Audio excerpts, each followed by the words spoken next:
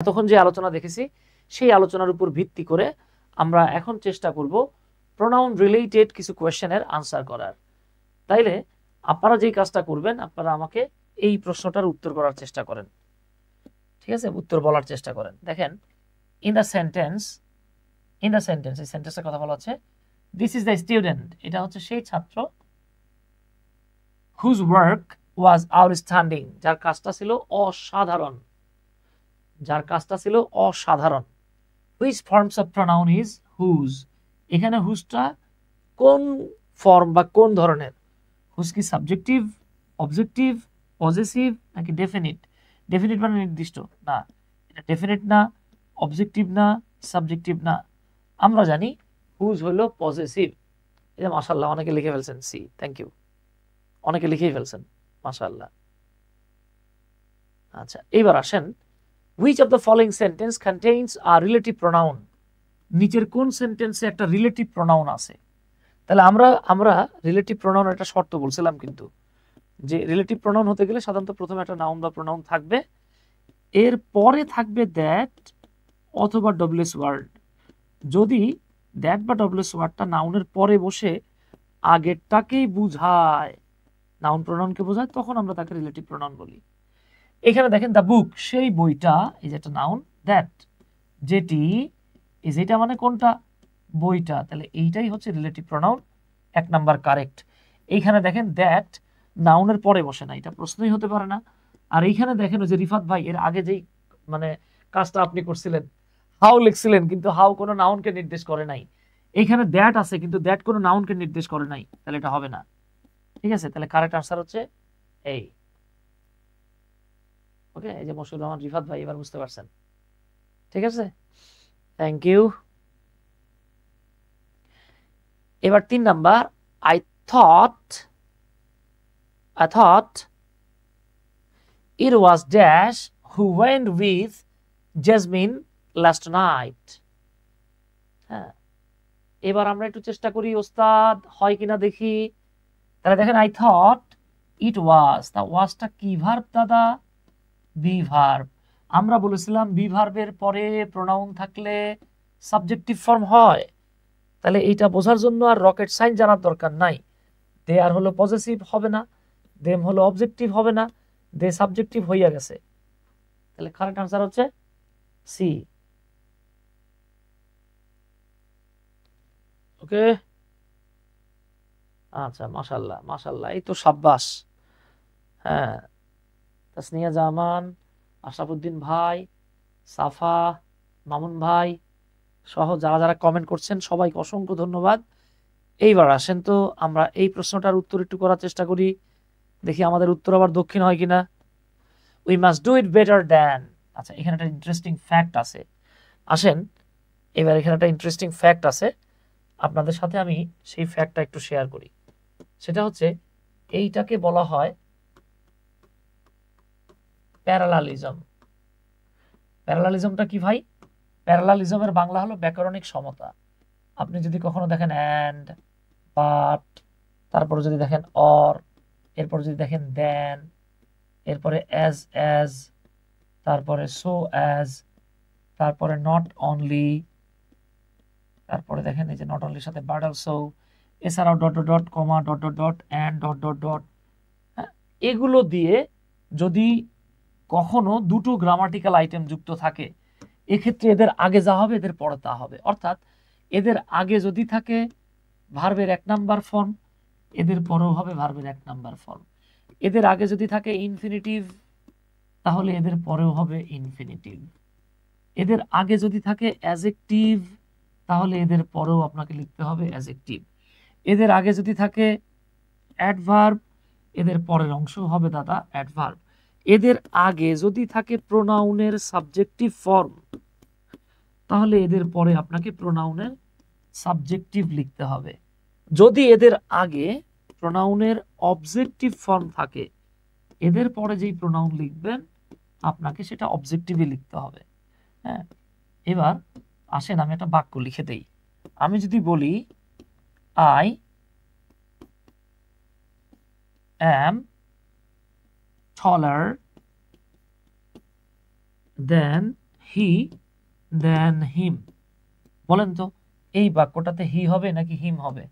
আপনারা একটু এই প্রশ্নটার উত্তর করার চেষ্টা করবেন। আমি আরেকটা বাক্য লিখতেছি, জাস্ট এ লিখে উত্তর দিবেন। আরেকটা বাক্য লিখতেছি, যে ধরে নেন রূপা হেল্পস রানা অ্যান্ড মি। রূপা রানাকেও সাহায্য করে, আমাকেও সাহায্য করে। আই থিঙ্ক, আমি মনে করি, শি হেল্পস মি মোর দেন। এইবার আপনারা বলবেন আমি কি এখানে হি লিখবো নাকি হিম লিখবো? এই দুটো প্রশ্নের উত্তর দেখি আপনারা কুইকলি আনসার করার চেষ্টা করেন। এই যে মাশাআল্লাহ মাশাআল্লাহ, ও মাই গড, এই যে আমাদের কতগুলো ভাই বোনেরা উত্তর লিখে ফেলাইছেন, দেখছেন? মাশাআল্লাহ, সাব্বাস। এই তো, এই জন্য তো বলি যে সাব্বাস বাপের বেটা আব্বাস, চমৎকার লিখছেন। তাহলে আমরা এই জায়গাটাতে দেখতে পাচ্ছি যেটা, তাহলে আমরা এখানে যেটা দেখতে পাইতেছি, এই যে দেখেন দেন, আমরা একটু আগে দেন দেখছিলাম, দেনের আগে কি আছে? এই যে আই হলো সাবজেক্টিভ প্রোনাউন, তাহলে দেনের পরেও আমার কি লাগবে? সাবজেক্টিভ লাগবো। আমি এবার হি নিব, হিম নিব না। তো এই রুলটারে দেখে আমি নাম বলতে চাচ্ছি না, বাংলাদেশে প্রসিদ্ধ কিছু বই আছে, তারা এটাকে আমি জানি না কেন লিখছে, তারা লিখতেছে অ্যাজ এবং দেনের পরে প্রোনাউনের সাবজেক্টিভ হয়। ডাহা মিশা কথা, শতভাগ কারেক্ট না। এবার আসেন, আমি যখন বললাম রূপা রানাকে এবং আমাকে সাহায্য করে, আমার মনে হয় সে আমাকে তার চেয়ে বেশি সাহায্য করে। এই যে দেখেন তো, দেন দিয়ে তুলনা হয়েছে কার সাথে? মি এর সাথে। মি কি ভাই? অবজেক্টিভ। তাহলে এখানে আমার কি লাগবো? অবজেক্টিভ। এবার হি নিছেন তো গেছেন। তাহলে দেখছেন কিছু কিছু বই যারা লিখতেছে অ্যাজ সো অ্যাজ এবং দেনের পরে প্রোনাউনের সাবজেক্টিভ বসে, তারা কি ঠিক লিখছে? লেখে নাই। তাহলে মাথায় রাখবো আমরা এখানে এদের পরে কি বসবে সেটা ডিপেন্ড করতেছে আগে কি আছে বা তুলনাটা কার সাথে হয়েছে। এই যে মাশাআল্লাহ, আপনারা সবাই অলমোস্ট আনসারটা ধরে ফেলতে পারছেন। আমার খুব ভালো লাগতেছে যে আপনারা পারতেছেন, আলহামদুলিল্লাহ। এখানে আসলে সার্থকতা, বুঝছেন? আচ্ছা, তাহলে আমরা এই জায়গাটাতে যদি দেখি, we must do it better দেন। এই যে দেখেন তো, দেনের আগে কি আছে? We, subjective. তাহলে হি অ্যান্ড হার, একটা সাবজেক্টিভ একটা অবজেক্টিভ হবে না, একটা অবজেক্টিভ আর একটা সাবজেক্টিভ হবে না। এই যে দেখেন অবজেক্টিভ হবে না, কারেক্ট আনসার হচ্ছে ডি। তাহলে we must do it better than he and she. Okay, পারা যাবে ইনশাল্লাহ। মাশাআল্লাহ, সাব্বাস, গুড, থ্যাংক ইউ।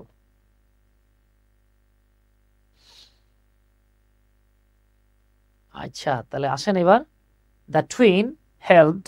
আচ্ছা, এখানে একটা তথ্য আছে, এটা বাংলাদেশে প্রচলিত তথ্য আর কি, যদি এটা শতভাগ কারেক্ট না। দেখেন আমরা এইটাকে পড়ে আসছি রেসিপ্রোকাল প্রোনাউন হিসেবে। রেসিপ্রোকাল প্রোনাউন, দেখেন আমাদের বাংলাদেশে এটা পড়ানো হয়েছে আর কি, ছোটবেলা থেকে আমিও পড়ছি, যদি এটা শতভাগ কারেক্ট না। একটা হলো ইচ আদার, আমাদেরকে বলা হয়ে থাকে আর কি যে ইচ আদার মানে একে অন্যকে, মানে একে অপরকে, হ্যাঁ, এটা দুইজনের মধ্যে বোঝায়। হ্যাঁ, এটা বলা হয় যে দুইয়ের মধ্যে। হ্যাঁ, এই কথাটা কিন্তু টিজি তাসলিমা গিয়াস না, কিন্তু ট্র্যাডিশনাল গ্রামার অনুসারে। আর ওয়ান অ্যানাদার, এটা তারা বলতেছে দুইয়ের অধিকের মধ্যে।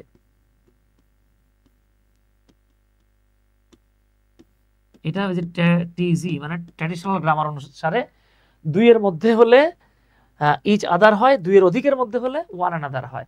যেমন ধরে নেন, বললাম যে আমরা 7 ভাই, আমরা সবাই সবাইকে বা একজন আরেকজনকে বা একে অপরকে আমরা সাহায্য করি। তাহলে মানে পুরোনো দিনের নিয়ম অনুযায়ী, ট্র্যাডিশনাল গ্রামার অনুযায়ী, এই যে আমরা 7 ভাই, we help one another.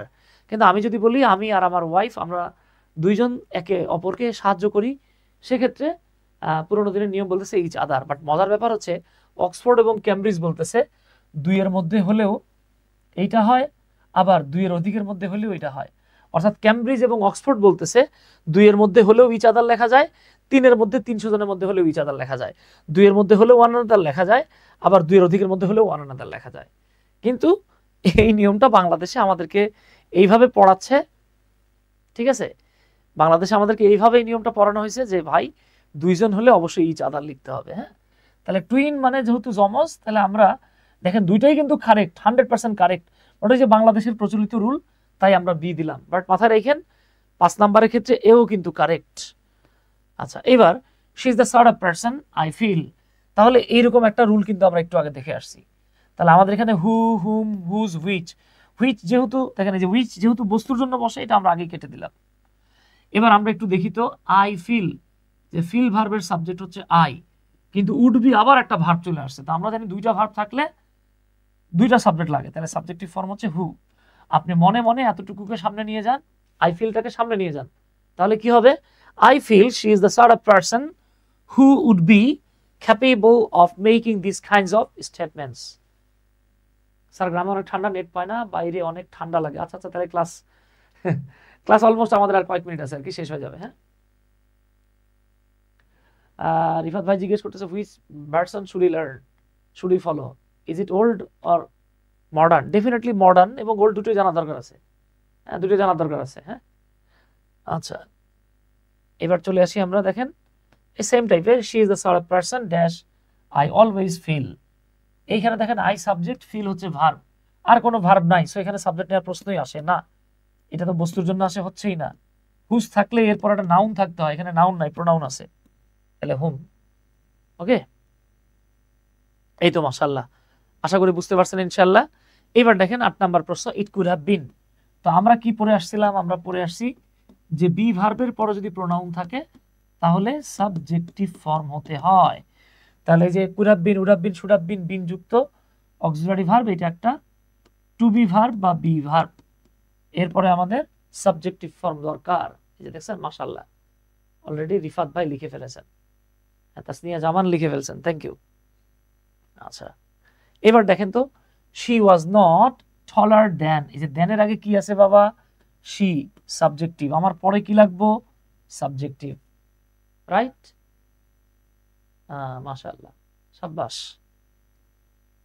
10, Rupa loves both Himu and I. Rupa হিমুরেও ভালোবাসে, আমারও ভালোবাসে। ও মাই গড, এটা আমাদের ওই ভাইটা টাইপিং মিস্টেক করে ফেলছে। হ্যাঁ, Rupa loves both Himu and me.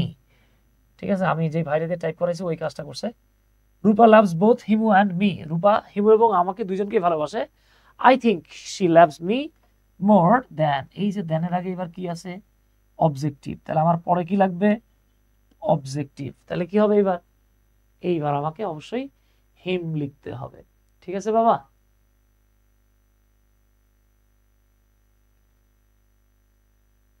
ওকে, আচ্ছা, রিফাত একটা বাক্য লিখছেন যে ইট ইজ দেই হু আর গিলটি। এর বাংলা কি হবে? ভাই, এই সব বাক্যের বাংলা করতে যাওয়াটা একটা চরম বোকামি। যেমন আমি আপনাকে একটা বাংলা বাক্য দিই, এটার আপনি চাইলে কায়ামত সে কায়ামত তাক ট্রাই করবেন, মাগার এটার বাংলা থেকে ইংরেজি হবে না। যেমন আমি যদি বলি যে রিফাত ভাই আপনি এটা অনুবাদ করে আমার দেখান, সহজ একটা অনুবাদ দিলাম। হ্যাঁ, যে রুদ্র মোহাম্মদ শহীদুল্লাহ, তাই না? সম্ভবত তসলিমা নাসরিনকে উল্লেখ করে একটা কবিতা লিখছেন, পরে যেটা গান হয়ে যায়, ভালো আছি ভালো থেকো। রিফাত আপনি এটাকে অনুবাদ করেন তো ইংরেজিতে, দেখি পারেন নাকি? এই অনুবাদ আপনিও পারবেন না, আমিও পারবো না। সরাসরি এটা অনুবাদ করা যাবে না, আমরা চাইলে এটাকে ভাবানুবাদ করতে পারি। ঠিক আছে? আচ্ছা, যেমন দেখেন আমি যখন বলতেছি ভালো আছি ভালো থেকো, আপনি একটা জিনিস খেয়াল করছেন? এই ভালো আছি মানে কি ভাই?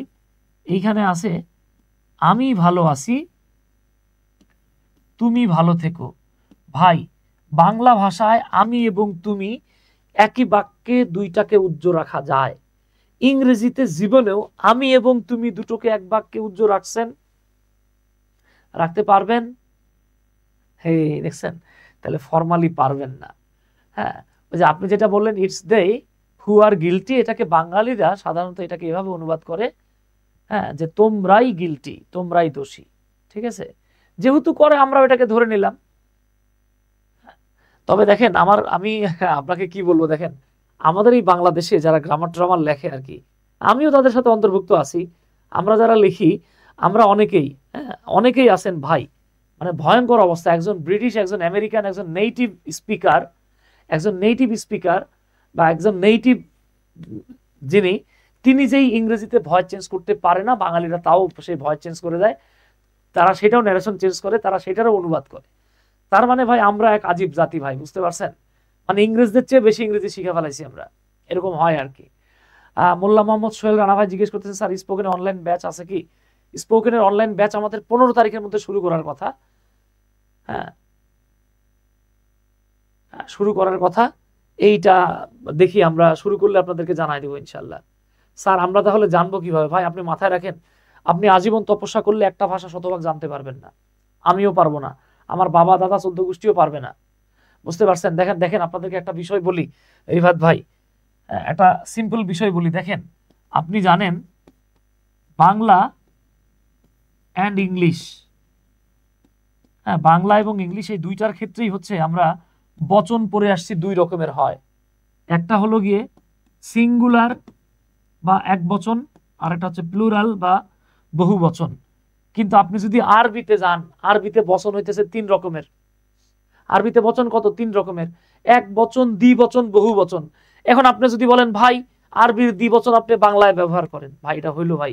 বাংলায় তো নাই রে ভাই, আপনি কেমনে ব্যবহার করবেন ভাই? একটা ভাষা দিয়ে আরেকটা ভাষাকে 100% ওভারল্যাপ করতে চাওয়াটা, এটা একটা চরম বোকামি, বুঝছেন? ধর আমার ওয়াইফের অনেকগুলা নাম আছে, এর মধ্যে একটা নাম হচ্ছে পুষ্প। হ্যাঁ, আবার যে পুষ্পা না, কিন্তু কাবি ঝুঁকেগা নেই সালা, হ্যাঁ এই পুষ্পা না, আমার বউর আরেকটা নাম হচ্ছে পুষ্প। আমি ওরে মানে পুষ্প বলে ডাকি আর কি, সেই বিয়ের প্রথম থেকেই আর কি। এখন দেখেন আপনি যদি আলিফ থেকে ইয়া পর্যন্ত যান, আলিফ বা তাসা ইয়া পর্যন্ত যান, আপনি দেখবেন প এর কোনো উচ্চারণ নাই। এখন বলেন আরবের মানুষ প উচ্চারণ করবে কেমনে? কাম সারছে না রিফাত ভাই? তাহলে ভাষাগত কিছু ডিফারেন্স থাকে। যেমন দেখেন বাংলা ভাষায় আপনি বলতে পারেন যে তুমি আমার ভাই, ইংরেজিতে যদি বলেন ইউ মাই ব্রাদার, এবার বলেন তো রিফাত ভাই এটা কি বাক্য হবে? হবে না। বাংলায় ভার্ব ছাড়াও বাক্য হতে পারে, ইংরেজিতে ভার্ব লাগবেই। এই যে you are my brother, this is the difference between two languages. Even this is the differences, there are lot of differences between different languages. ভিন্ন ভিন্ন ভাষার মধ্যে ভিন্ন ভিন্ন অনেক পার্থক্য থাকবে ভাই, শতভাগ মিলবে না, বুঝছেন? তো যাক, আলহামদুলিল্লাহ আপনাদের প্রশ্ন থেকেও আমরা ভালো লাগে প্রশ্নের উত্তর করতে গিয়েও। তাহলে এই ছিল আমাদের আজকের আলোচনা। ইনশাল্লাহ নেক্সট ক্লাসে আপনাদের সাথে আবারও দেখা হবে, আবারও কথা হবে ইনশাল্লাহ।